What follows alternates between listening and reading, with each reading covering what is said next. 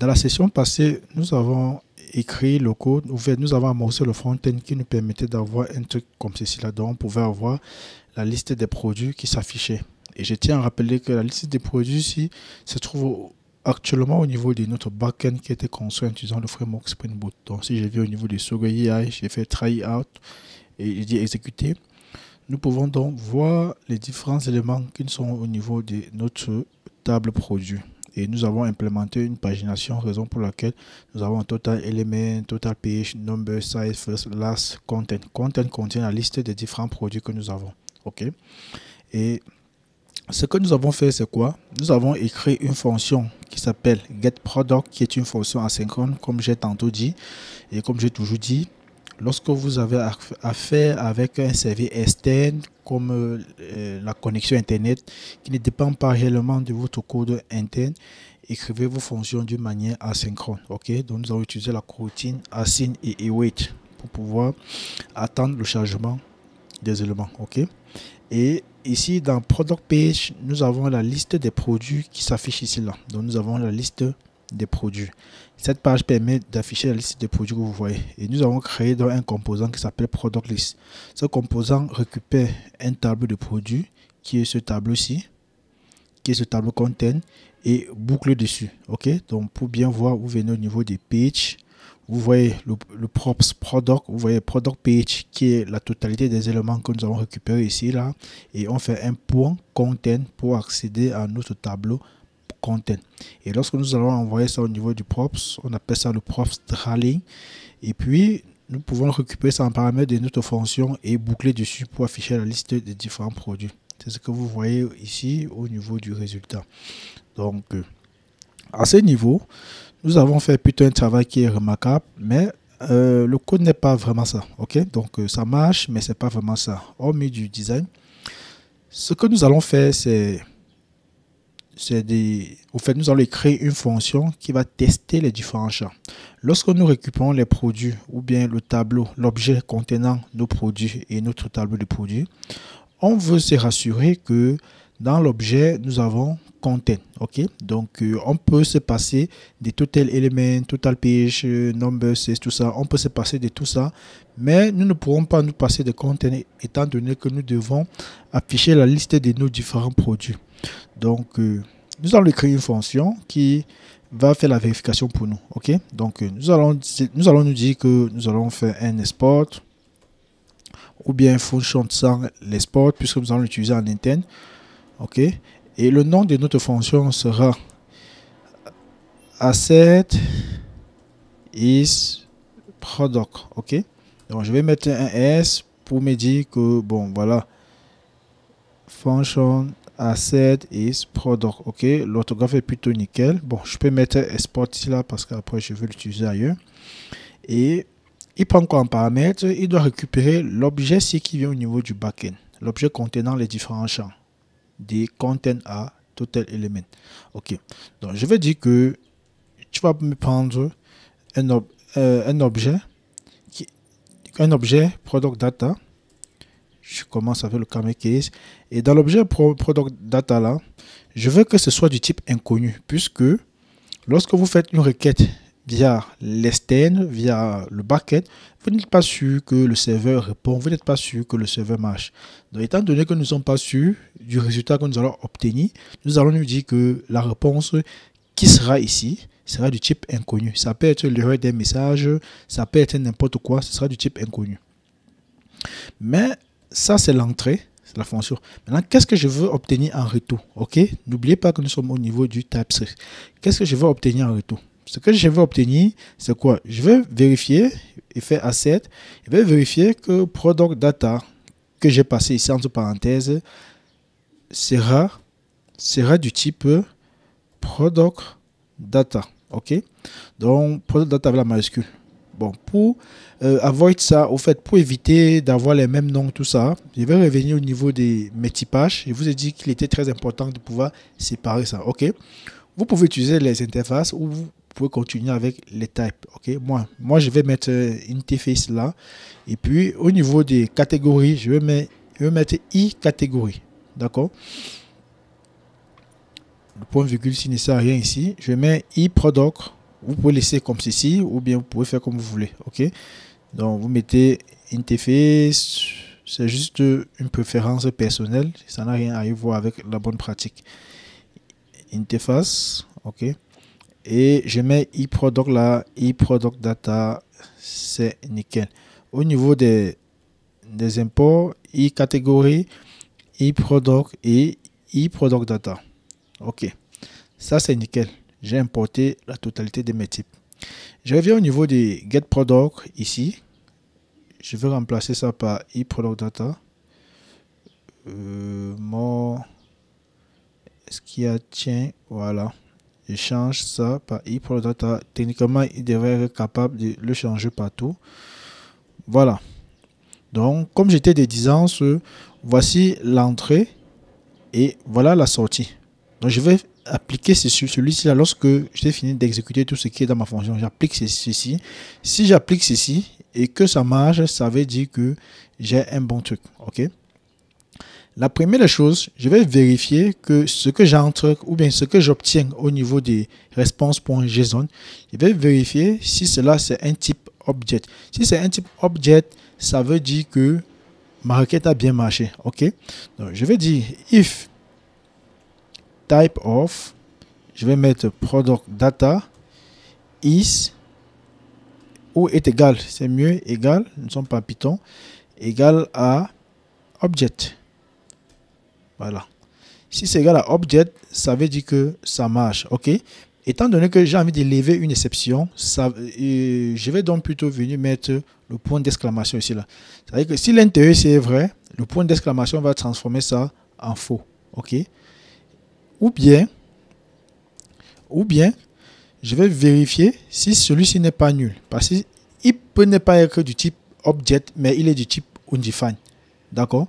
Donc, ou bien il est du type nul. Ça veut dire qu'il y aura un problème. Puisque je dois obtenir un tableau ici là, non un type nul. Je dis maintenant product data qui est là. Si c'est égal à nul, oui. Ou bien, je vais vérifier que le plus important qui est content ici là est parmi ces champs. Vous pouvez faire une vérification pour tous ces champs, mais ça ne sert vraiment pas à grand chose, pratiquement pas à grand chose, mais content ici est très important. Donc je vérifie donc si content appartient à product data que j'ai obtenu ici là, dans ce product data. Dans la mesure où il n'appartient pas, parce que ça veut dire qu'il appartient et je veux plutôt qu'il n'appartienne pas. Parce que s'il n'appartient pas, je vais lever une exception. Donc si son type n'est pas du type object, raison pour laquelle j'ai mis le point d'exclamation, on pouvait également mettre différent ici là, libre à vous d'utiliser ce que vous voulez. Si product data est égal à nul, ça veut dire que je vais lever une exception. Ou bien si content n'appartient pas à product data, je vais également lever une exception. Donc je vais dire true new. J'appelle l'objet error, c'est la classe error.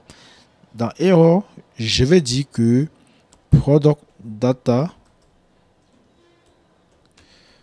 must contain field. OK? Là, c'est tout bon pour moi. Je continue la vérification. Dans la mesure où c'est un objet, ou dans la mesure où c'est pas nul, et dans la mesure que content appartient à product data, je vais donc récupérer ce tableau-ci là, parce que c'est lui qui nous intéresse le plus. Je vais récupérer ce tableau et essayer de boucler dessus. Donc pour récupérer ce tableau, je vais déclarer une constante qui va s'appeler content. Et dans ce content, qu'est-ce que je fais? Je vais venir dans product data, étant donné que j'ai déjà dit à product data que peut-être il peut y avoir un content dedans. Ça veut dire qu'il a mémorisé qu'il y a un content, puisque c'est du type inconnu. N'oubliez pas, celui-ci n'a rien à y voir avec ça. Ça, c'est l'entrée. Le type inconnu entre et ça doit sortir comme celui-ci là. Donc, c'est juste la sortie qui va vérifier ce monsieur-ci là. Donc, il n'a rien à y voir avec le code que nous sommes en train d'écrire là. Je vais dire que product data ici, point content. Là, il va comprendre parce que je lui ai dit qu'il y a content.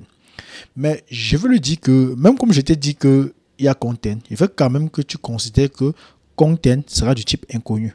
Parce que là, il ne connaît pas le type content. Si je mets là, il va dire qu'il ne connaît pas le type content. OK? Déjà, pour me rassurer, je vais dire as any là et je ferme comme ceci. Voilà. Là, content peut être n'importe quoi. Ok, ça peut être n'importe quoi. Donc, il n'est pas du type inconnu, mais il est maintenant n'importe quoi. Étant donné que content est là, il n'est pas un tableau, il n'est rien. D'accord.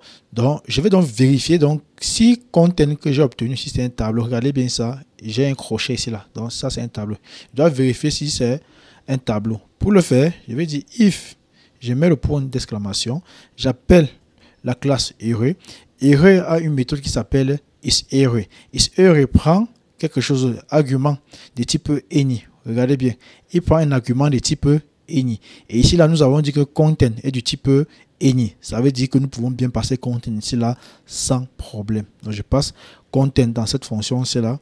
Et comme j'ai passé content, dans la mesure où c'est un tableau, il va retourner true. Et s'il retourne true, je vais donc transformer ça en false. Donc, je vais vérifier si il ne retourne pas un tableau. Je dis true exception, new error. Et je vais dire content must be an array. Ça doit être un tableau. Ok. Donc, dans la mesure où ce n'est pas vérifié, il va me lever une exception. Tant qu'il trouve que l'objet n'est pas un tableau, il lève une exception. Voilà. Maintenant, étant donné que c'est un tableau, je dois vérifier donc si dans mon tableau, le champ ID, name, description, price, quantity et quantité et catégorie ici existe. Ok. Donc, je vais écrire une boucle comme c'est déjà un tableau. Je vais dire content. Point. Vous voyez là, je peux utiliser les fonctions qui s'appliquent à un tableau. D'accord. Mais par contre, regardez un peu, voir. Je vais un peu supprimer ceci là. Il n'y a pas de vérification. Là, il est du type inconnu. Content est du type inconnu. Donc, je vais donc dire quoi? For. Type content. Voilà, il sauvegarde. Voilà, il est du type inconnu. Je viens donc dire content. Point. Vous voyez, il ne m'affiche pas les éléments dont j'ai besoin. Regardez comment est-ce qu'il a mis la couleur de for each, tout ça là. Parce qu'il n'est pas en train de comprendre ce qui est en train de se passer. D'accord. Donc même si ça met un for each comme ceci là, ce n'est pas le for each que nous on connaît là. Donc je suis en train de lui forcer là. Donc il ne sait pas si c'est un tableau. Donc, par contre, si je viens au niveau d'ici et que je remets ce que nous avions d'abord, je remets ça pour la vérification. Je dis donc content pour. Regardez comment est-ce qu'il a mis le for. Il met into tout ce qui est en rapport avec les tableaux. Voilà ça. Il a mis un for each. J'ai même mon callback. Je vais dire que pour chaque produit de mon tableau de produits, si tu récupères l'ID, vérifie-moi que l'ID se trouve dans product. Étant donné que je ne connais pas le type des ID, je vais donc définir ID comme du type any. Bon, ce n'est pas obligatoire à ce niveau-ci. Donc, récupère-moi l'ID dans product. Voilà, ça y est. Récupère-moi l'ID dans product. Dès que tu as récupéré l'ID dans le produit qui est en cours, vérifie-moi donc si ça appartient au tableau. Dans la mesure où il n'appartient pas à mon objet ci, à l'objet courant, ça peut être le premier élément ici. Dans la mesure où ID n'appartient pas à l'objet ici là, je veux que tu m'élèves une exception. Je viens là, je vais dire true new error. Voilà, true new error. Je vais dire ID must be into field product. Voilà.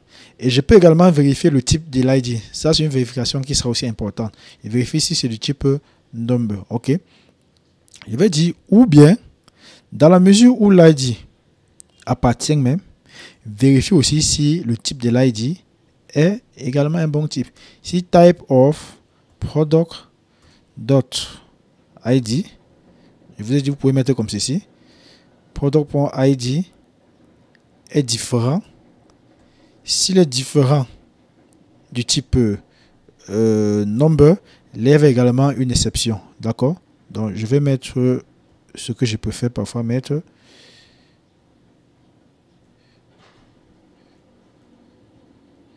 Là, je mets as any. OK. Voilà, c'est nickel. Dans la mesure où ID n'est pas dans product, désolé, n'est pas dans product, j'ai fait une bêtise, n'est pas dans product. Donc, dans la mesure où ID ici n'est pas dans product, si là, il y a une exception. Ou bien, si le type de l'ID que tu récupères n'est pas du type nombre, il y a également une exception. OK. Je vais faire la même vérification pour name. D'accord. Je fais la même vérification pour name. Je vais copier et je viens la coller. Au niveau d'ici, qu'est-ce que je vais faire? Je vais changer ça par name. Vérifier si name appartient également à ID. Donc, je remplace ici par name. Et à ce niveau-ci, je vais remplacer également ça là par name. OK. Et je viens ici. Je vais remplacer également celui-ci là par une chaîne de caractères. Parce que name doit être du type, string. Puisque en JavaScript, vous avez les types booléens, les types number, les types string. Et après, vous avez les structures des données. Nous n'avons pas les flottants, les doubles. C'est pas important en JS. OK.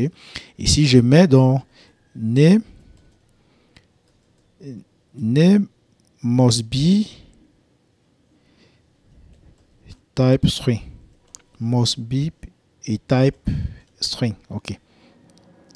J'ai fait une dernière vérification, ou bien je peux vérifier. Bon, vous allez vérifier pour quantité. Vous allez également vérifier pour. Bon, je vérifie pour description une fois. J'ai fait une fois toutes les vérifications. Description. Ici, là, je vais dire pour description. Et je récupère description. Je mets ici là. Description must be et type string. Ici, je récupère number. Ou bien je peux toujours récupérer ce monsieur-ci pour vérifier la quantité. Je mets la quantity.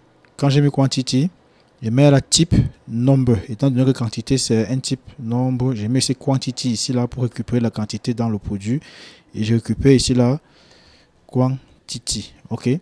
Donc je crois que je peux m'arrêter sur les vérifications. Ici là, vous pouvez continuer à vérifier. Et vous pouvez également vérifier catégorie. OK. Donc pour vérifier ça, étant donné que ça c'est un objet, vous vérifiez d'abord si catégorie c'est d'abord un objet. OK. Donc vous faites un truc comme ceci là. If, ou bien vous pouvez prendre directement la vérification qui est ici en haut. OK. Donc vous pouvez directement récupérer la vérification qui est ici en haut pour vérifier ce qui est en rapport avec catégorie. Donc ici product est égal à, si déjà je commence par vérifier si, voilà, il commence d'abord par vérifier si catégorie est dans product, oui, et si catégorie est dans product, ou bien je vérifie maintenant si type du product.catégorie, donc je récupère type of product.catégorie, type, et mets ici là as, comme je vous ai appris, as any, et puis je mets ici là catégorie product.catégorie.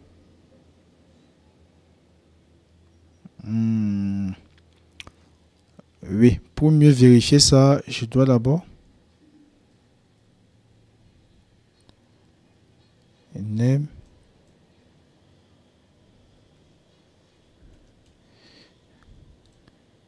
Pourquoi il m'affiche catégorie? Qu'est-ce que j'ai mis au niveau du product data?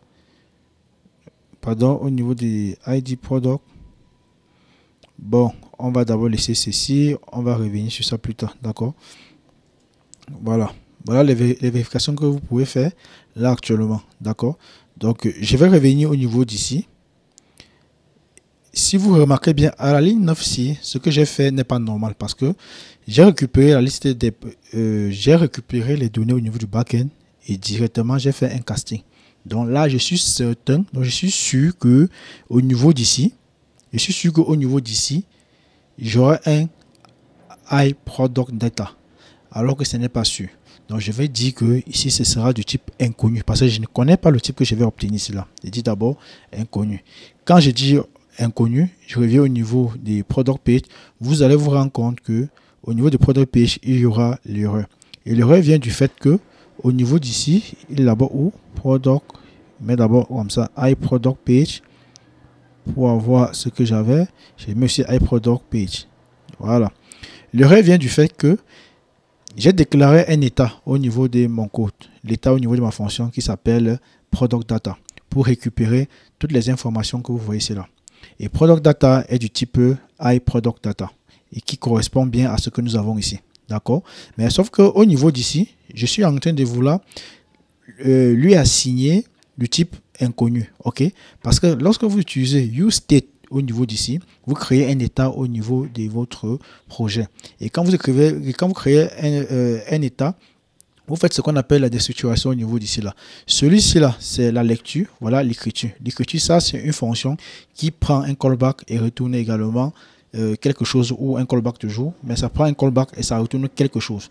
Et lorsque vous voulez donc assigner ou bien écrire dans la variable, c'est là vous devez utiliser set product data. Et quand vous faites un set product data, vous passez donc l'élément que vous voulez lui assigner. Il est du type inconnu. N'oubliez pas qu'au niveau d'ici, nous avons retourné du type inconnu. C'est ça que nous avons retourné ici là. Ok. Maintenant, pour pallier à ce problème, il faut qu'on se rassure donc que ce que nous retournons ici est du type product data. Ok. Et pour se rassurer, on va juste appeler la fonction que nous avons écrite. Voici une fonction qui permet de récupérer une valeur inconnue et il retourne un iProduct data. Si la vérification ici marche, il va retourner un type iProduct data. D'accord?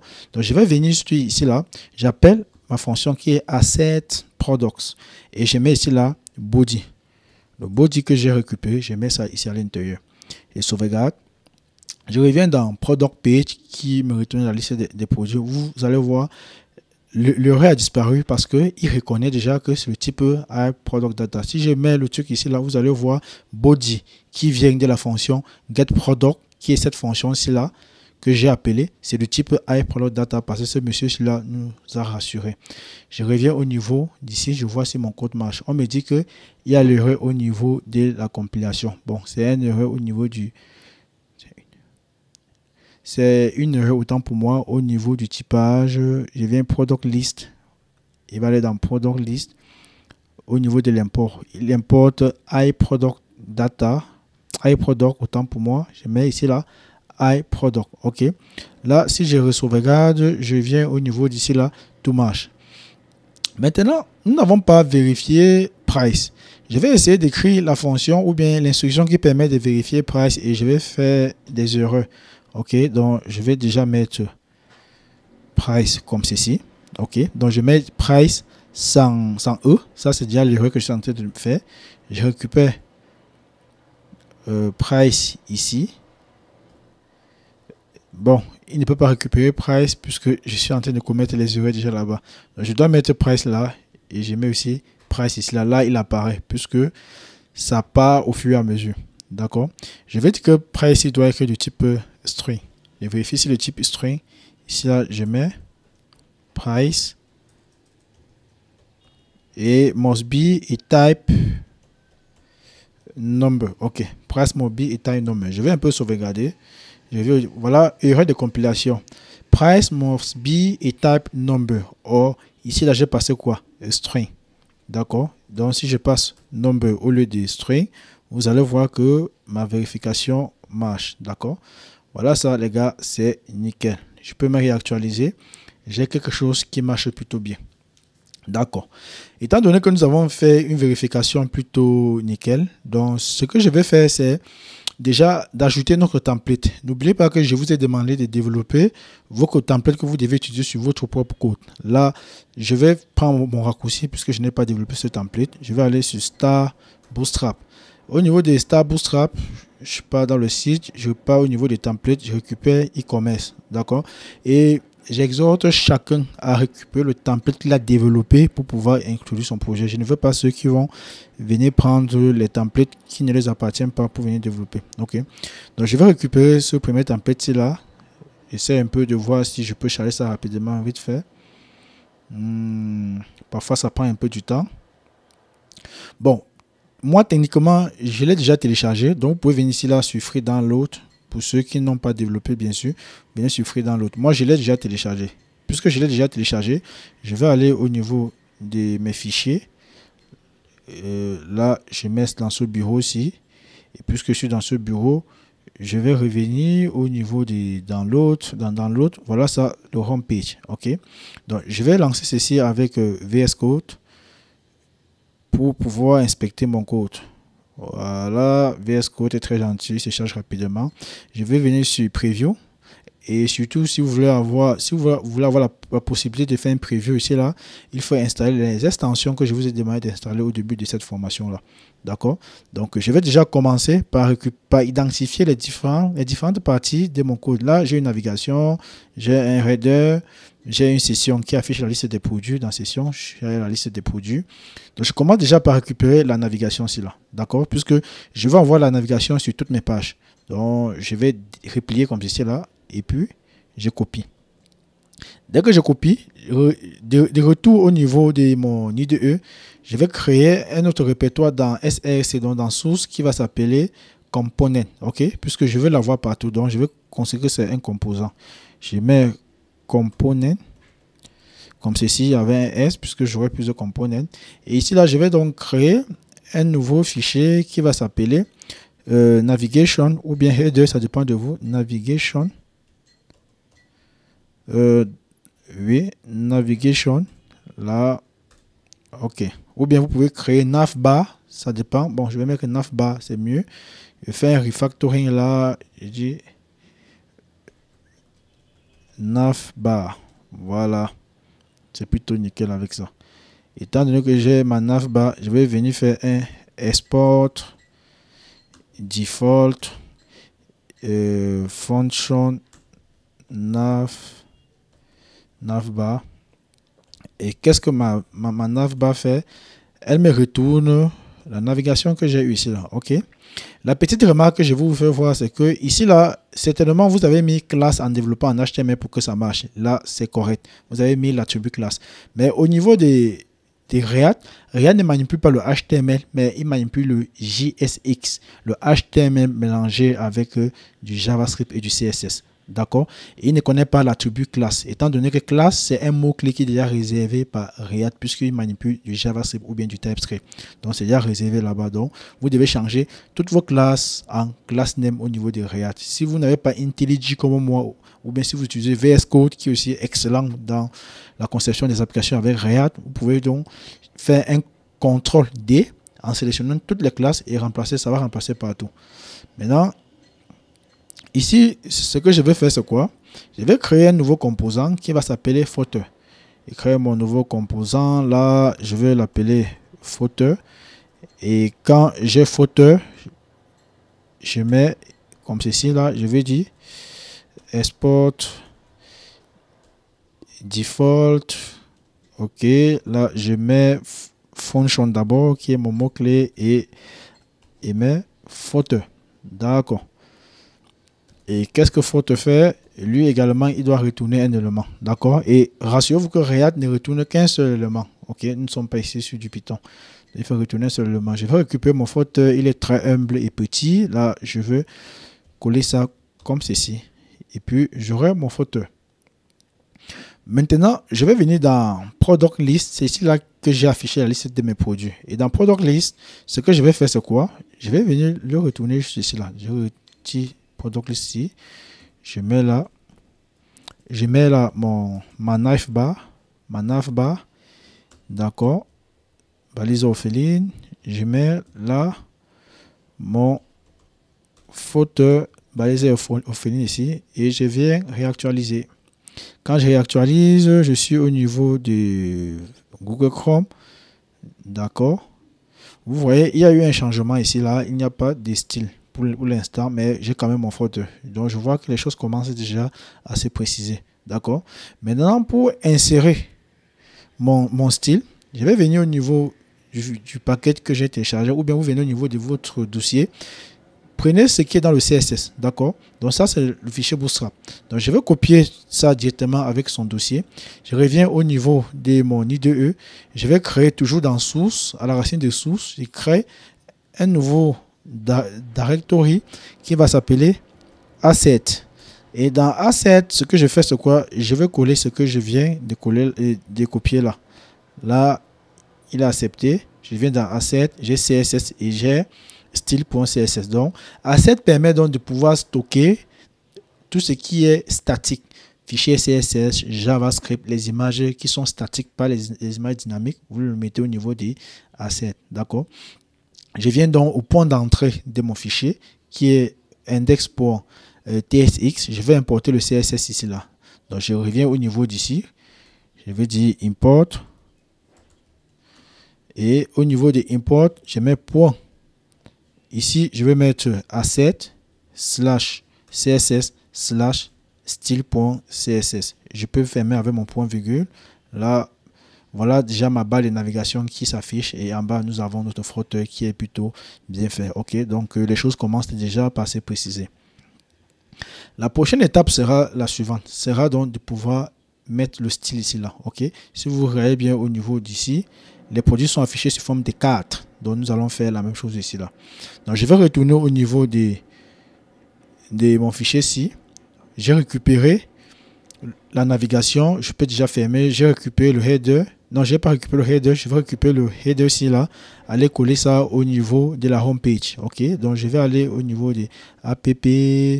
Oui, avant de continuer, si vous avez remarqué au niveau des index. J'ai importé le CSS au niveau d'ici là. C'est simplement parce que je veux que mon CSS s'applique, donc mon Bootstrap s'applique sur tout mon projet. Si vous avez peut-être deux frameworks CSS que vous voulez utiliser dans un même projet en fonction de ce que vous voulez faire, si vous voulez au niveau des product list utiliser, des product page utiliser Bootstrap, vous venez importer le CSS plutôt ici là. Si au niveau des product detail vous voulez utiliser Tailwind CSS, vous partez importer ça là-bas. Mais tout ça a un prix parce que à chaque fois que vous allez charger vos fichiers, le fichier Bootstrap doit charger, ou le fichier Tailwind doit également charger et ça va devenir un peu plus long. Ok, donc utiliser plusieurs frameworks CSS, ça a les avantages et ça a aussi beaucoup d'inconvénients au niveau de la consommation de la bande passante, donc du débit internet. Je vais venir là, j'ai importé, je viens dans Product Pages, après ma navbar, j'ai directement mon header qui est là et puis tout a été converti. Je viens là, j'actualise, j'ai quelque chose de plutôt nickel. Ok, maintenant par la suite, je récupère ma session qui est là. Je récupère ma session. Je copie. Étant donné que j'ai copié ma session, je vais revenir au niveau de mon éditeur là. Je vais coller ma session juste après mes produits. Oui, je vais coller ça ici. D'accord. Maintenant, comme au niveau d'ici, si vous regardez bien, j'ai plusieurs produits qui s'affichent. Tout ce que je veux, c'est de garder seulement un seul monsieur ici là. Ok, donc je veux tout ce qui est là, les marges et tout, mais au niveau des cartes, je vais garder un seul monsieur. D'accord, donc je vais revenir au niveau ici. Je vais d'abord essayer de pouvoir identifier.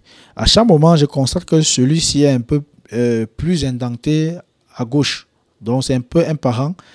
Je le replie, je vois il revient encore, il y a son ami qui revient encore. Et si vous constatez, si vous êtes vigilant, vous allez voir que là, voilà qui revient. Ou bien, si vous ne pouvez pas voir directement avec l'œil comme vous partez inspecter l'élément. Donc, vous lancez cette page ici là dans un navigateur et vous partez inspecter l'élément pour pouvoir déterminer quel est le nœud HTML que vous voulez récupérer. Et moi, j'ai une idée du nœud que je veux récupérer. Je viens là, je viens également là. D'accord. Et ici, c'est plutôt comme ça. Donc, je vais supprimer tous ceux qui ne me servent à rien parce que j'ai 1, 2, 3, 4, 5, 6, 7. Et si vous venez au niveau d'ici, vous allez vous rendre compte que vous avez 8 éléments. Voilà. Parce que c'est 2, 2 et une rangée de cartes, ça fait 8 éléments. Donc, je supprime les 7 éléments. Je viens déplier ce monsieur-ci là. Je déplie. D'accord. Je retire ce commentaire HTML. Il ne comprend pas ça. Il comprend plutôt les commentaires JavaScript. Et je supprime ce monsieur-ci. Et je supprime également ce monsieur-ci. Je supprime. Voilà. J'ai quelque chose d'un peu plus nice. Maintenant, ce que je veux, c'est quoi? Je vais extraire ce monsieur-ci. Je l'extrais. Je vais le mettre plutôt dans Product List. Parce que Product List, c'est le composant qui me permet de pouvoir rendre tous mes listes. OK? Donc, si je viens au niveau d'ici, vous allez vous rendre compte que c'est un composant que j'ai créé. Un composant est créé. Dans ce composant, on lui passe en paramètre le content qui est ici là. Si vous venez au niveau des Swagger, vous allez rendre compte, voilà, content. On lui rend content au niveau d'ici. Donc, quand je récupère mon objet avec tous ces éléments ici, avec product pay, number, sales, first, last et content, j'ai fait un point content pour accéder à content. Et je vous ai rappelé que, étant donné qu'on n'est pas sûr du chargement, puisque nous n'avons pas créé l'état loading, il faut mettre le point d'interrogation ici là pour dire attends d'abord que content est fini de charger avant de l'envoyer au niveau des products. Ok, donc le fait de passer les données, donc les data, donc les données en paramètres comme ceci là, on appelle ça le props rally parce qu'on passe ça au niveau d'un props. D'accord, je vais revenir au niveau d'ici. Ce que je vais faire, c'est quoi? Je vais coller ça un peu en bas. Parce que voilà la boucle map qui me permet de pouvoir mapper sur mon tableau et retourner les produits. Et quand je colle ça comme ceci, je peux retirer ce monsieur et je le récupère comme ceci. Cut en paste. Là, c'est bon. Je peux déplier. Là, c'est nickel. Si je reviens ici, au niveau des React, vous verrez donc que désolé. Oui, c'est plutôt bien. Ça marche plutôt bien. Déjà, c'est bon. Maintenant, pour que ce soit vraiment plus nickel, je viens au niveau des product page. Ok, vous allez voir, j'ai coupé l'élément ici, dedans. Voilà où j'ai retiré l'élément. Mais mon composant est plutôt rendu à l'extérieur. Donc, je veux retirer mon composant et je le mets à ce niveau-ci et je sauvegarde. Quand je sauvegarde, vous allez voir, ça ressemble un peu plus à ce que nous avons eu. Mais voici les données qui viennent au niveau de la base des données. Pour l'instant, vous ne pouvez pas vraiment tout voir parce que là, ça porte le même nom. Donc, je vais déjà par contre venir au niveau de mon composant. Je vais changer le nom. Au niveau du nom du produit, je vais mettre le nom qui vient au niveau de ma base de données. Étant donné que mon composant que j'ai renvoyé ici là s'appelle product, c'est mon composant que j'ai passé en paramètre et qui prend un type iProduct. Donc iProduct, ça c'est un tableau. Et je vous ai dit que quand c'est un objet, on met simplement comme ça. Mais quand c'est un tableau, on met les crochets devant pour dire à TypeScript que nous avons affaire à un tableau. Donc quand je reviens au niveau du nom, je vais faire CTRL Z pour rentrer où c'est ce que j'avais. Oui, je vais mettre product qui est ma variable pour name. J'appelle l'attribut name. D'accord. Et je vais faire la même chose avec le prix. Je mets product.price et l'unité du prix, je vais mettre XAF qui est le franc CFA. D'accord. Je pense que je suis plutôt très bien parti avec ce projet-là. J'actualise. Vous voyez, iPhone 17, Rémi. Voilà les données qui viennent au niveau de la base de données. Donc, ce sont les données qui sont en train de changer. OK? Et je rappelle que nous sommes encore à la première page. Mais si j'actualise, vous allez voir qu'ici, on me dit que chaque élément, donc chaque enfant, dans la liste doit avoir une clé unique. OK? Donc, parce que au moment où j'ai bouclé sur les éléments ici, là, le nœud, le rendu du DOM HTML, étant donné que React a un DOM virtuel et le DOM normal. Donc, quand il y a un changement, il va faire le changement au niveau du DOM virtuel comparé avec le DOM HTML avant d'effectuer le changement uniquement sur là où vous avez effectué le changement. Donc, il ne va pas tout rendre le DOM, raison pour laquelle React est très rapide et très puissant. Donc, pour pallier à ce problème, je vais dire que je viens au niveau de l'élément parent, parce que quand vous bouclez, il va boucler sur l'élément C, il va redéfinir l'élément C n fois. Donc, je vais dire que l'élément C aura une clé qui sera product.id. D'accord? Ou bien vous pouvez utiliser l'index là et le mettre. Bon, je vais retirer index puisque j'ai décidé d'utiliser product.id parce que chaque produit est unique au niveau de la base de données. Donc, si j'actualise là, et puis vous allez voir, l'erreur a disparu simplement, comme un grand. Tout étant bon, je vais donc créer la page. Je souhaite que lorsque je clique sur View Option, qu'on me renvoie au niveau d'une nouvelle page où je peux voir les détails qui sont les détails destinés à ce produit-là. D'accord? Donc, pour gérer cela, je vais créer une nouvelle page. Je viens toujours dans le domaine product, puisque j'organise mon code par domaine. Je viens dans ce domaine-là, je vais créer un fichier JavaScript, TypeScript autant pour moi. Je vais appeler ça product page. Bon, product detail page, c'est mieux. Product detail page, ce sera du JSX. Je viens écrire ma méthode ici là, export default function, et je vais appeler ça product detail page. Et dans product detail page, qu'est-ce que je retourne? Je vais retourner juste un fragment.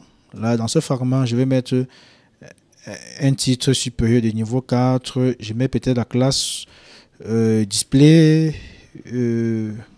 Oui, display, comme ceci là. Je mets peut-être 6 ou 5. Bon, je peux mettre peut-être 4 aussi pour que ce soit un peu plus grand. Et là, je vais mettre product. Désolé. Product detail page. Voilà. C'est bon. Product detail page comme ceci là. C'est mieux ainsi. Je vais refactoriser ça. Je vais utiliser la notation Pascal qui est ce qu'on appelle le camel's case. Voilà. C'est bon. Au niveau d'ici, si je veux afficher cette page-ci là, au niveau où l'application se trouve déjà, je suis obligé de venir dans app, ici là, je remplace product page là par product detail page. Si je le fais, il doit l'importer automatiquement et vous allez voir, là, voilà qui s'affiche ici là. Mais nous aimons avoir plusieurs pages. Et pour ce faire, nous devons inclure ce qu'on appelle un routeur. Parce que React, c'est une librairie, ce n'est pas un framework. React ne vient pas avec son routeur intégré comme Angular ou Next.js. Vous devez inclure le routeur par vous-même. Ok. Donc, installer React Router dans la version 5 ou la version 6, ça dépend de vous. Mais ce que je vais faire, c'est d'installer la version 6 au niveau de mon projet. D'accord. Je vais venir au niveau de mon éditeur. Je lance mon terminal, je vais taper la commande npm. À votre niveau, certainement vous avez installé npm ou bien yarn. Utilisez npm ou yarn install. Bon, si c'est yarn, vous faites yarn add, mais si c'est npm, vous faites npm install react router. Donc, mais le mien c'est pnpm, il est un peu plus rapide et c'est vraiment très nice. Ça ne prend pas le temps comme npm. Je vais revenir là, je vais changer ce que j'ai ici là par product page. C'est ce que je veux d'abord avoir. Je reviens ici, est-ce que j'ai product page? Je vais venir là, j'ai product page. D'accord. Le but c'est quoi? Lorsque je clique ici, il doit me ramener vers product detail. D'accord. Donc je vais revenir au niveau de mon code, je vais créer une route. Je viens à la racine, au même niveau où index se trouve, ou bien à la racine de src. Je vais créer un nouveau fichier qui va s'appeler routeur. Et ce sera un composant React, donc pas un fichier type simple. Je vais l'appeler routeur. Routeur, étant donné que c'est un composant, je vais le mettre en majuscule. Je l'appelle routeur. Ok. Voilà. Je vais dire export default function. Je vais l'appeler default routeur. D'accord. Étant donné que je l'appelle default router, qu'est-ce qu'il va me retourner? Pour l'instant, je ne sais pas encore ce qu'il va me retourner. Juste avant ça, il va définir un tableau et dans ce tableau-là, une variable, autant pour moi, qui va s'appeler router, ou vous pouvez définir un tableau, oui, c'était toujours ça, vous pouvez définir un tableau qui va prendre, qui sera égal à create browser router. Et create browser router prend un tableau, d'accord? Donc vous pouvez définir votre tableau en dehors de create browser router, qui prend un tableau d'objets. Le premier objet a pour champ path. Path c'est le chemin. Et je vais mettre là slash. Cela veut dire racine. Je mets l'élément. L'élément ça correspond à la page que je veux rendre. Donc ou bien un composant ou une page. Je mets product page qui affiche la liste des pages. Ok, vous comprenez donc que pour définir une autre route, j'ai fait la même chose. J'ai créé un nouveau chemin, nouveau path. Et ici, là, je vais mettre par exemple detail. Ça, c'est temporaire.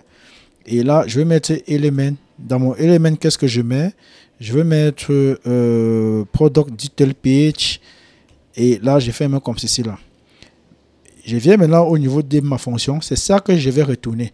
Pour le retourner, je vais retourner un router provider qui est ce qu'on appelle qui gère ce qu'on appelle les contextes.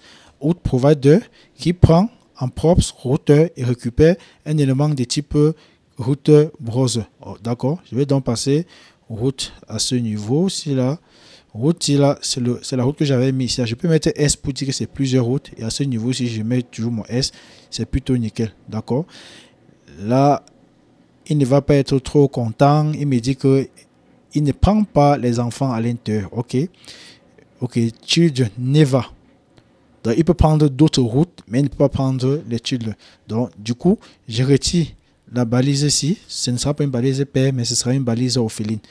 Je sauvegarde. C'est plutôt nickel. D'accord?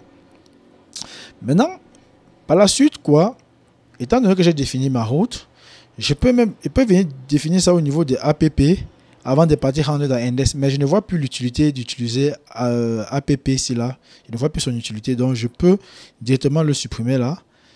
Delete always. On me dit qu'il est utilisé à quelque part. J'ai dit supprime quand même. Il est utilisé ici. Je supprime. Et bien, default router. Default router, c'est le composant que nous avons créé au niveau d'ici là. Default router. OK. Je sauvegarde. J'ai les erreurs d'import des APP que j'ai supprimés. Il se trouve à quel niveau? Il se trouve au niveau... Il est où? Ouais, il se trouve au niveau des app.test. Il est au niveau des app.test qui est là. D'accord. Je le retire.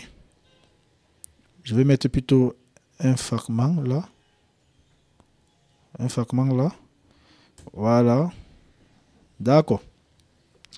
Je vais revenir là. Mon code est plutôt nice. Maintenant, la suite, c'est quoi? Je dois cliquer ici. Ça me retourne via DUTL. Donc, je peux mettre DUTL comme ceci là. Là, ça me retourne vers DUTL. Donc, je viens au niveau de mon header. C'est là-bas que nous avons, au niveau de ma liste de produits, ou product list, c'est à ce niveau que nous avons bouclé sur la liste des produits. Donc, je vais définir au niveau, autour de cette div-ci là, parce que c'est dans cette div-ci que nous avons notre bouton. D'accord? Nous avons notre bouton View Option. Donc, je vais définir cette div ou bien directement BTN. Voilà, BTN est au niveau des ACI là. D'accord? BTN Outline. Je vais remplacer le ACI là par ligne. Link ici là vient depuis React Router DOM. Voilà ça. React Router DOM. Il est où? Voilà, React Router DOM. Link ici représente un peu un H. Donc, c'est la même chose que A. Il va convertir cela en un A lorsque vous allez voir le rendu au niveau du DOM HTML. Il ne prend pas href, mais plutôt il prend un tout. D'accord? Donc, je vais mettre tout. Donc, tout remplace le href. Maintenant, je mets le backtick, étant donné que j'aurai les variables. Pour l'instant, je mets d'abord DUTL, comme ceci. Quand je mets DUTL, je sauvegarde, je reviens au niveau d'ici. Et si j'actualise, je clique ici, là, il me renvoie vers Product DUTL. Maintenant, le but, c'est que si je clique sur iPhone 17, ça me récupère uniquement les informations qui sont en rapport avec iPhone 17. D'accord? C'est ce que je veux faire. Donc, pour faire cela, je vais déjà premièrement venir au niveau de ma route. Je vais informer ma route que ce que je veux avoir au niveau d'ici, je souhaite aller au niveau du détail d'un produit. Donc, je mets ici la Product DUTL. Ça dépend de vous. Vous pouvez rien mettre là ou bien vous pouvez mettre ce que vous voulez. J'ai dit donc que je veux que ici, je vais avoir l'ID du produit ici là. Mais si je mets l'ID du produit comme ceci là, il va seulement afficher l'ID chaque fois. D'accord? Donc, il va afficher l'ID, le même ID chaque fois. Pour que le ID soit dynamique. Parce que au niveau de cette route là, la partie ici sera la partie statique de ma route et cette partie ici sera la partie dynamique de ma route. Donc, je mets 2 points par ici pour dire que ceci c'est une variable. Là, j'ai fini au niveau d'ici. Je viens au niveau du product list. Quand je suis dans product list, au lieu de DUTL, je mets product, comme ceci avec S, et mets slash. Là, c'est un peu comme ce que j'ai mis ici, mais il manque l'ID. Pour mettre l'ID, je dois récupérer l'ID du produit automatiquement. Donc, pour récupérer l'ID du produit automatiquement, laissez-moi fermer un peu les pages, c'est là. Fermer également le footer. Voilà. Fermer un peu la navbar. Pour l'instant, on ne va pas l'utiliser. Et je viens au niveau d'ici là, je vais mettre mon dollar et puis je mets mon product.id. D'accord. Ici, j'ai fait ce qu'on appelle l'interpolation. Je pouvais utiliser la concaténation pour pouvoir faire ceci là, mais je préfère utiliser les backticks et passer ma variable comme ceci là. Je vais sauvegarder et puis je reviens ici au niveau de mon code. J'actualise. Je clique. Là, il me met Product 552. Ça, c'est l'ID du produit. Voilà. Le contenu est encore statique. conduite statique. Maintenant, qu'est-ce que je vais encore faire? Lorsque je clique au niveau de ce produit-ci, du produit 5, il doit venir au niveau de l'URL, récupérer l'ID qui est dynamique à ce niveau-ci là, faire une requête au niveau de la base des données, récupérer donc le produit dont son ID est égal à 5. Ok, donc je vais récupérer 5 ici. D'accord. Je viens donc au niveau de Swagger, je change cancel. Je viens au niveau des product by ID. Je mets l'ID du produit ici là. Tout d'abord, je mets ça 8. Je veux mettre 5 ici là. Si je fais execute, ok, voilà donc le produit dont son ID est 5. D'accord. Je vais récupérer ça au niveau de ma base de données. Mais si au niveau de ma base de données, je n'avais pas implémenté cette fonctionnalité là, ce que je devais faire, c'est quoi? Je devais juste utiliser un props au niveau des details. Quand je clique, il récupère l'élément que je viens cliquer dessus, ces informations, il passe ça en paramètre ici et puis il affiche. D'accord? Mais étant donné que j'ai implémenté cette fonctionnalité-là, donc je ne vais pas me casser la tête. Maintenant, pour récupérer l'ID automatiquement, je vais utiliser ce qu'on appelle toujours un hooks. Ce hooks s'appelle useParam. Je vais dire useParam. Et dans useParam, ça me retourne un params. Là, c'est le nom que j'ai choisi. Je peux faire un console. Un console.log. Et là, je vais loguer params. Si j'actualise, je viens ici là, je refresh, vous allez voir, il a récupéré l'ID qui est ici automatiquement, qui est 5. Voilà, c'est ça qu'il a logué ici là. Si je viens choisir peut-être un autre produit, comme le produit 500 et poussière, vous allez voir 552. D'accord? Donc, ça marche plutôt bien. Maintenant, ce que je vais faire, c'est quoi? C'est dès que j'ai récupéré ceci, je fais une requête au niveau de la base des données et puis je récupère mon produit. D'accord? Donc, pour faire une requête au niveau de ma base de données, je vais écrire une autre fonction qui permet de récupérer les éléments au niveau de mon serveur sur Spring Boot. Donc, je vais créer toujours dans le même package. Je vais créer un autre fichier qui va s'appeler getProductDetail. D'accord? getProductDetail. Dans getProductDetail, qu'est-ce que je vais faire? C'est pratiquement la même chose que getProducts avec S. Je vais coller ça ici, d'accord? Maintenant, je vais supprimer ce qui ne m'intéresse pas et garder ce qui m'intéresse. Ça, c'est getProductDetail, d'accord? Et au niveau d'ici, asset is product. Voilà. Si vous regardez bien au niveau de Swagger ici, il retourne plutôt un objet. Et ça, c'est plutôt bon. Ça veut dire que ça rejoint ce que nous avons fait au niveau des getProductDetail. Ici, là, il vérifie si c'est un objet. Mais sauf que la vérification de plus, là, ne doit pas nous servir. D'accord? C'est une vérification qui ne va pas nous servir. Donc, au lieu de copier-coller, et comme je vous ai dit, quand vous écrivez du code et que vous vous retrouvez en train de faire des copier-coller un peu de partout, sachez que vous êtes en train d'utiliser une mauvaise structure de votre code. Ok? Le pattern que vous utilisez n'est pas bon. Donc, il faut souvent faire appel aux design patterns ou bien aux méthodologies de développement. Et je vous recommande vivement de lire le livre sur Clean Code Architecture de Robin Martin-C. C'est un livre extrêmement important. Donc, au niveau d'ici, là, je vais dire Asset is Product. Je vais retirer d'abord S, premièrement. Et à ce niveau, nous n'avons pas Content au niveau de notre product. Nous n'avons pas content. Donc, les deux vérifications, si peuvent aider, je peux dire product data là, je remplace ça simplement par product pour que ce soit un peu plus clair pour vous. Ici, là, ce sera du type interface product, pas interface product data. Voilà. Parce que le type ci, c'est le type product. Voilà. Et ici, je retire ici là, je dis ce sera product aussi. Et ici, je retire ce monsieur-ci, puisque nous n'avons plus à faire un tableau. Je retire la vérification ici. Et je retire également le for each là. Mais le reste va rester identique. Voilà, c'est bon. Je rapproche ça comme ceci. Et j'indente pour que ça respecte une bonne structure. C'est bon. C'est bon. Voilà. Pourquoi ce monsieur-ci pleure? If object. Oui. Si l'ID appartient à product ici, type of product, oui, c'est bon. Pourquoi est-ce qu'il pleut? Ah oui, il dit que le code ici est dupliqué à quelque part. Il navigue pour aller voir la duplication exactement. C'est là où nous avons écrit pour la vérification de la liste des produits. Mais déjà, étant donné que j'ai ceci à quelque part, je vais juste le supprimer, comme ceci là. je supprime tout l'intérieur, je laisse uniquement ma boucle, d'accord.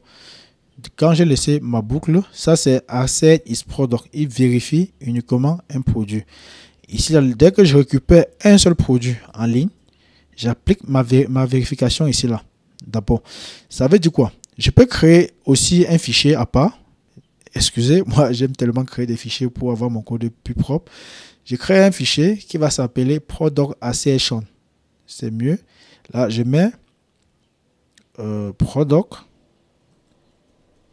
Puisque ce n'est pas un composant, je l'écris en minuscule. Product Assertion avec S, puisque ce sera beaucoup. C'est un fichier TypeScript simple. Je colle ce monsieur-ci qui me permet de vérifier un produit. Je vais venir dans Get Product. Je coupe le monsieur qui permet de vérifier plusieurs produits. Et je peux le coller n'importe où, même en bas, ça va toujours marcher. Pourquoi? Parce que quand vous définissez une fonction avec le mot-clé fonction, une fonction classique, la fonction est déclarée en haut, sa signature est déclarée tout en haut de votre projet d'une manière globale. On appelle ça, je crois qu'on appelle ça le hoisting. Oui, ça c'est le hoisting. Je vais supprimer ça. Et puis, j'ai, non, pas supprimer, product data, j'en ai besoin. Et product également, j'en ai aussi besoin. Donc voilà ce qui me vérifie la liste des produits. Et voilà celui qui me vérifie un produit. Ok, get. Désolé, j'ai récupéré product detail. Voilà, celui-ci récupère le produit au niveau de la base de données. Je me suis embrouillé un moment. Celui-ci récupère le produit au niveau de la base de données. Et celui-ci vérifie un produit. D'accord. Et je dois, non, celui-ci vérifie plusieurs produits. Et je dois récupérer celui qui vérifie un produit. J'ai l'impression que j'ai écrasé quelque chose là. Je vais revenir à ce que j'avais.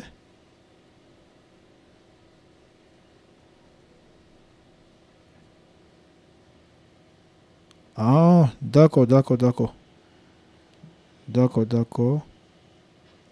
D'accord, c'est bon. Product detail. Oui, ce monsieur-ci, celui-ci, bon. Voilà, product assertion. Voilà. Oui, je devais couper ce monsieur. Je viens plutôt dans product assertion, ici collé. Voilà, c'est bon maintenant. Maintenant, étant donné que celui-ci vérifie un produit, un seul produit, et celui-ci vérifie la liste des produits, ça veut dire quoi? Et au niveau d'ici là, quand je boucle au niveau de mon tableau pour récupérer chaque produit et faire la vérification, donc je peux appeler ma fonction asset is product, comme ceci là, et je passe product ici dedans. Et nous savons bien que celui-ci prend le type inconnu. Le type inconnu, et le type inconnu, nous l'avons bien défini ici en haut. Nous avons dit qu'il est type inconnu, donc c'est plutôt nickel. D'accord? Ok, ça marche. Je vais revenir au niveau d'ici là. Je vais importer asset is product. Oui, je l'importe. Et pas besoin d'importer le type ci encore ici là. Il n'est plus important. Asset is product. Non, ça n'est pas bon. Je commence au niveau d'ici là. La fonction ci, ce fichier récupère la liste des produits. Ça veut dire que quand je fais un response.json, j'ai une liste de produits ici là. Techniquement, je dois avoir une liste de produits. Donc, c'est cette fonction qui marche ici là. Je supprime ce monsieur-ci en haut. Maintenant, voici le fichier qui permet de récupérer un produit. Donc, au lieu d'avoir get product, asset is product avec S, je mets sans S, puisque lui vérifie un produit. Voilà son code. Voilà celui qui vérifie un produit. Et il retourne un produit. Là, voilà. Maintenant, voilà celui qui retourne. Voilà celui qui vérifie plusieurs produits. Donc, il prend un objet et vérifie le contenu de ça. Et chaque produit va boucler dessus. D'accord? J'espère que je suis plutôt très clair ici. Et puis, je vais un peu essayer de fermer. Voilà. Je vais venir maintenant dans la page Product Detail. Il vient dans la page Product Detail. D'accord? Je vais copier le use effect qui est ici. Je crois que c'est carrément la même chose que ce que je vais implémenter. Je copie le use effect qui est ici. Comme dépendance ici, qu'est-ce qu'il voulait avoir? API version, API. Bon, ce ne sont pas des éléments qui vont changer, donc pas besoin de les mettre dans mes dépendances. Je viens au niveau des product details. Je veux coller ça juste là. Mais sauf qu'à ce niveau-ci, je ne veux pas récupérer la liste des produits, mais je veux récupérer les détails d'un produit. Get product detail. Ok, je n'ai pas base API et version. Je viens dans product list le copier, d'accord. Mais sachez que quand on commence à copier, on colle, c'est une mauvaise pratique. Donc l'idéal c'est de créer un fichier où vous allez centraliser ça de telle manière que si demain vous changez la version de l'API, ça change partout. Si vous changez la route, ça change un peu de partout. Donc vous pouvez créer un fichier et coller ça à l'intérieur là. Donc ce que je vais faire c'est quoi? Get product detail. Il dit set product data puisque j'ai fait le copier-coller. Il dit que peut-être tu ne veux pas plutôt dire get products parce qu'on sait que get products avec S récupère les objets du type product data. Si je viens là, voilà ça, get product. Il récupère les objets du type get product data. Alors que get product detail récupère juste l'objet product. Raison pour laquelle il me dit ici là que peut-être tu ne veux pas dire que ne veux pas appeler plutôt la fonction get product. Je veux dire que non, je veux appeler get product. Tout ce que je veux, c'est d'appeler get product simplement, d'accord. Et je viens au niveau d'ici, je vais créer un état. Je vais dire use state qui va s'appeler product. Quand je récupère le produit, je dois persister ça comme état au niveau de ma variable. Il dit que il sera du type quoi? Du type product. Interface product, autant pour moi. J'ai oublié que j'ai changé. Ici, là, ce sera un objet. La valeur initiale de cette variable, ce sera un objet vide. D'accord? Et après, on peut faire un set product. Je veux le dire que lorsque cancel est égal à faux, et, je mets le et que ce monsieur-ci existe aussi, que param existe. Au lieu de récupérer param comme ceci là, si vous avez remarqué, param nous retournait, si on vient ici là, un objet avec le mot-clé ID et sa valeur. Donc je peux faire la déstructuration directement au niveau d'ici là. Au lieu de récupérer param, je récupère ID. L'inconvénient avec la déstructuration, c'est que si vous ratez le mot-clé ici, si ça n'apparaît pas correspond avec la même chose que vous avez mis ici là, avec ce qui est obtenu ici là, ça ne va pas marcher. Donc c'est un peu l'inconvénient. Il veut supprimer ceci là. Les tests si cancel est faux et que ID est déjà là, que j'ai récupéré l'ID au niveau de mon URL, ce que je vais faire c'est quoi? Je récupère les détails d'un produit et mets slash, là je mets l'ID du produit pour que ça corresponde avec ce que j'ai au niveau de Swagger ou bien au niveau avec ce que j'ai au niveau de ma base de données. Je vais mettre ID ici et retire ce monsieur-ci et je fais comme ceci. Là il est en train de comprendre que ça c'est une variable. Au lieu de faire set data, je fais set product. Là, il est en train de comprendre. Ok. Maintenant, puisqu'il comprend, je viens dans set product. Je vérifie au niveau des get product detail. Get product detail asset is product. Ça, c'est get product detail. Oui, asset is product. Voilà. Vous voyez, au niveau d'ici, il a directement compris que l'objet est du type interface product parce que j'ai fait une assertion pour dire que ça doit être un produit. D'accord? Parce qu'il prend le type inconnu et il me retourne le type interface product. Là, c'est plutôt bon. Puisqu'il a fait ça, je vais venir au niveau des product detail page. Je vais faire un console.log pour me rassurer que body est déjà là. Oui, console.log. Et je vais définir une nouvelle variable, un nouveau état qui va s'appeler isLoading. Je souhaite que vous le faites aussi pour la page product list. Use state is loading. D'accord. Is loading, ça doit être du type boolean. Boolean type. Et au niveau d'ici là, je vais dire par défaut, ma page charge. Par défaut, la valeur initiale égale à true. Voilà. D'accord. Maintenant, je viens ici. Étant donné que ID peut changer constamment, on va dire, il faut mettre ID ici dedans. Bon. Il met d'autres choses, c'est pas encore important. Il va dire if, ici, je vais mettre if is loading. Donc si is loading égale à true, d'accord, qu'est-ce que je fais? Je vais retourner un composant. Je vais retourner un composant React. Je peux l'appeler H4, ça dépend de vous.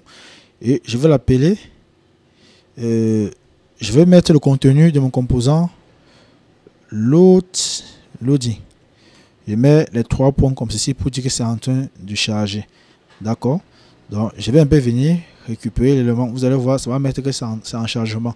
Je vais un peu essayer de centrer ça pour que ce soit centré. Je mets une classe là, une classe Bootstrap. Et je vais mettre test center. Ok. Oui, là, il va centrer. Pour le mettre un peu en bas, je vais mettre justify content. Justify content center. Justify content center. Voilà, justify content center. Et line item. Et line item center. D'accord. Et line item center. Je devais créer un composant par. Bon, déjà on s'en fout. Le plus important c'est que le lien est là. D'accord.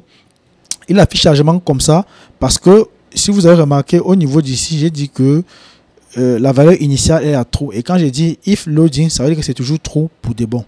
Mais ce que je souhaite, c'est quoi? Lorsque j'ai fini de récupérer mon produit, jusqu'à ce que j'ai fait un set product. Set product, c'est pour modifier le contenu de cette variable jusqu'à ce que mon produit est dans product. Je vais venir au niveau de ce monsieur-ci là. Je vais dire set is loading à false. Ne charge plus lorsque tu as déjà. Parce que tu peux pas être rassasié et puis tu veux toujours manger. Je fais set false. Et je viens maintenant au niveau d'ici là. Vous allez voir, vous aurez la liste des produits. Vous aurez les détails du produit. Maintenant, je vais venir au niveau de mon code que j'ai téléchargé. Si vous venez dans Star Bootstrap, il y avait 2 templates.